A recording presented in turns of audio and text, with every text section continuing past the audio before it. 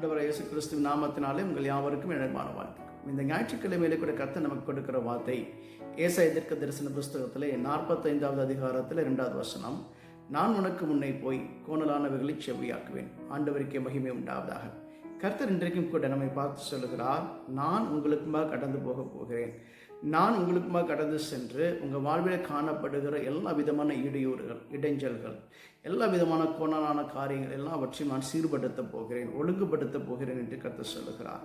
சில நேரங்களிலே நம்முடைய வாழ்க்கையிலே பலவிதமான குழப்பமான காரியங்கள் இருக்கிறது. சில நேரங்களில் பலவிதமான பிரச்சனைகள் இருக்கிறது. அதற்கு காரணம் ஏதாவது ஒரு காரணமாக இருக்கலாம். ஒருவேளை அது மனுஷர்கள் உண்டான பிரச்சனையாக இருக்கலாம், அல்லது சத்துருவாய் பிசாசு கொண்டு வந்த பிரச்சனையாக இருக்கலாம். எதுவாக இருந்தாலும் சரி, இந்த காரியத்திலே கர்த்தர் உங்களுக்கு ஒரு அற்புதத்தை செய்வதற்கு அவர் ஜீவனுள்ள தேவனாக இருக்கிறார். பாருங்க, கோணலானவைகள் என்று சொல்லும் பொழுது இந்த உலகத்திலே பாருங்க, வழிகள் கோணலாக இருக்கும் பொழுது நம்ம எப்படி போக முடியாது, நேராக போக முடியாது, வளைந்து தான் போக வேண்டியதாக இருக்கும்.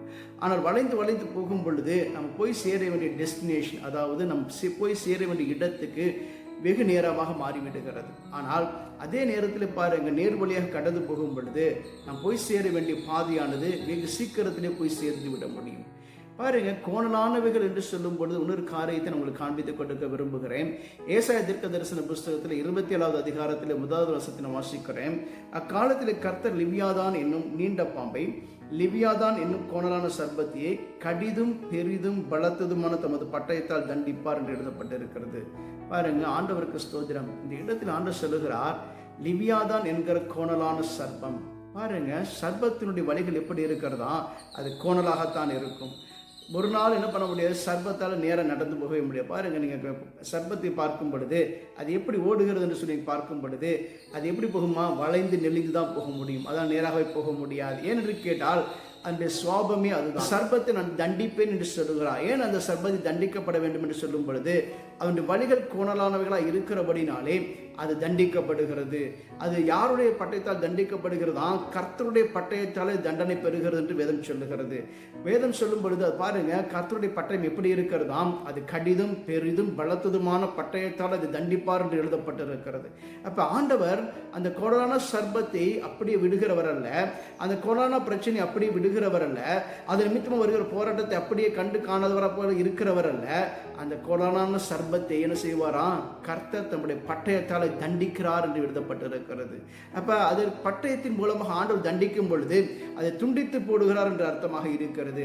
அந்த வலு சர்பத்தை கர்த்தர் துண்டித்து போடுகிறார். அந்த லிவியாதான் என்கிற அந்த வலு சர்பத்தை கர்த்தர் துண்டித்து போடுவேன் என்று கர்த்தர் சொல்லுகிறார். இன்றைக்கு கர்த்தர் உங்களுக்கு ஒரு வாக்குத்தத்தம் கொடுக்கிறார். உங்க வாழ்விலே காணப்படுகிற அந்த கோணலான சர்பத்தை, வலு சர்பங்களை கர்த்தர் என்ன செய்வாராம், தம்முடைய பட்டயத்தாலை தண்டிப்பார் என்று எழுதப்பட்டிருக்கிறது. அதை கொன்று போடுவார் என்று எழுதப்பட்டிருக்கிறது. ஆண்டவருக்கு மகிமை உண்டாவதாக. இன்றைக்கும் எனக்கு அன்பான தேவ ஜனங்களே, உங்கள் வாழ்விலே உங்களுக்கு நின்று கொண்டு இருக்கக்கூடிய பிரச்சனை எதுவாக இருந்தாலும் சரி, அது எப்படிப்பட்ட குழப்பமான சூழ்நிலைகளாக இருந்தாலும் சரி, கர்த்தரிடத்தில் இருக்கக்கூடிய அந்த வல்லமை பெறப்பட்டு வரும். கர்த்தரிடத்தில் இருக்கக்கூடிய அந்த பட்டயம் கடந்து வரும் என்று கர்த்தர் சொல்லுகிறார். அந்த பட்டயம் என்ன செய்தீங்களா, அந்த கோணலானவைகள் எல்லாவற்றையும் ஒழுங்குபடுத்த போகிறது, அது நேர்படுத்த போகிறது என்று கர்த்தர் சொல்லுகிறார். பாருங்க, வேதத்திலே பார்த்தீங்கன்னு சொன்னீங்கன்னா இந்த சர்பத்துக்கு ஒரு சுவாபம் இருக்கிறது. அந்த சர்பம் எப்படி இருக்கிறதாம், அது தந்திரமுடையதாக இருக்கிறது என்று வேதம் சொல்லுகிறது.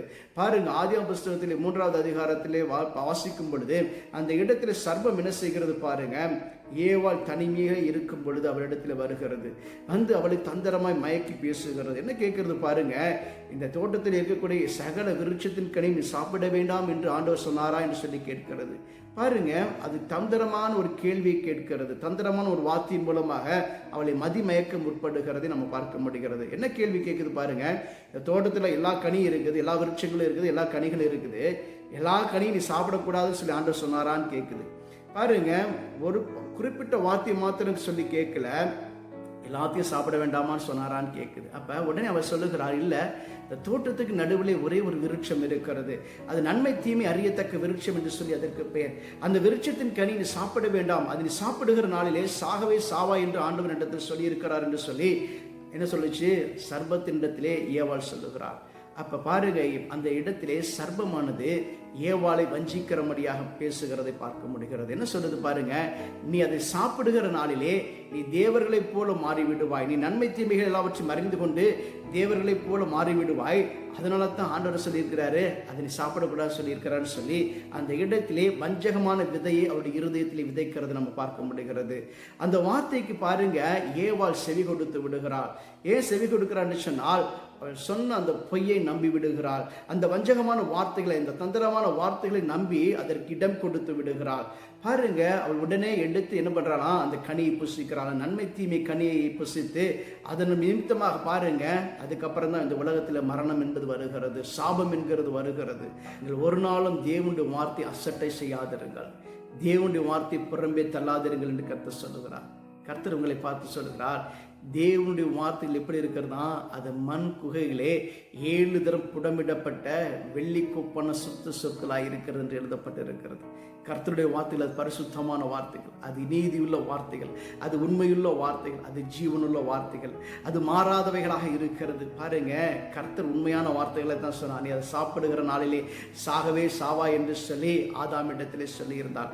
ஆனால் அதை மறந்து என்ன செய்து விட்டாங்க, ஆதாமும் ஏவாளும் அந்த கனியை புசித்து விட்டார். அது நிமித்தமாக இந்த முழு மனுக்குலத்துக்கும் மரணம் வந்து விட்டது.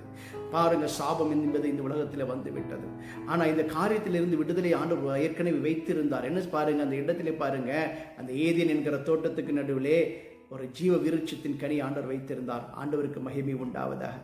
பாருங்க, இன்றைக்கு மனுஷன் அந்த இடத்தில் விழுந்து போனதுக்கு அப்புறம் தான் அந்த கனியை அவன் எடுத்து புசித்து அவன் உயிரோடு இராதபடிக்கு செய்ய வேண்டும் என்று சொல்லி அவன் பண்ண மனுஷனை ஏதேன் தோட்டத்திலிருந்து வெளியே அனுப்பிவிட்டார். 2வது பாருங்க, அந்த கனி எடுத்து அவன் புசிக்க கூடாதபடிக்கு அந்த இடத்தினுடைய வழியை கர்த்தர் அடைத்து வைத்து விடுகிறார்.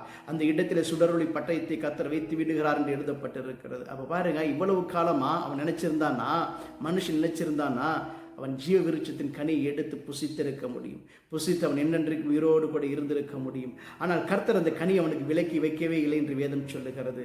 எனக்கு அன்பான தேவ ஜனங்களை, இன்றைக்கும் கூட கர்த்தர் உங்களுக்கு 2 வழிகளை வைத்திருக்கிறார். ஒன்று நன்மையான வழி, ஒன்று தீமையான வழி. எதை நீங்கள் தெரிந்து கொள்ளப் போகிறீர்கள் என்று சொல்லி கர்த்தர் உங்கள் கரத்திலே தான் அந்த அதிகாரத்தை கொடுத்திருக்கிறார். கர்த்தர் உங்களிடத்தில் அந்த டிசிஷனை கொடுத்திருக்கிறார். நீங்கள் தான் முடிவு எடுக்க வேண்டும், நான் நன்மை தெரிந்து கொள்ள வேண்டுமா, தீமையை தெரிந்து கொள்ள வேண்டுமா என்று சொல்லி. கர்த்தரிடத்தில் அந்த காரியம் கிடையாது. கர்த்தர் என்ன செய்கிறாரா, உங்கள் கரத்தில் அந்த பொறுப்பை உங்கள் கரத்தில் தான் ஒப்பு கொடுத்திருக்கிறார். நீ நன்மை தெரிந்து கொள்ள வேண்டுமா, தீமை தெரிந்து கொள்ள வேண்டுமா. அந்த இடத்துல நன்மை தீமை அறியத்தக்க கனியும் இருந்தது, ஜீவ விருட்சத்தின் கனியும் இருந்தது.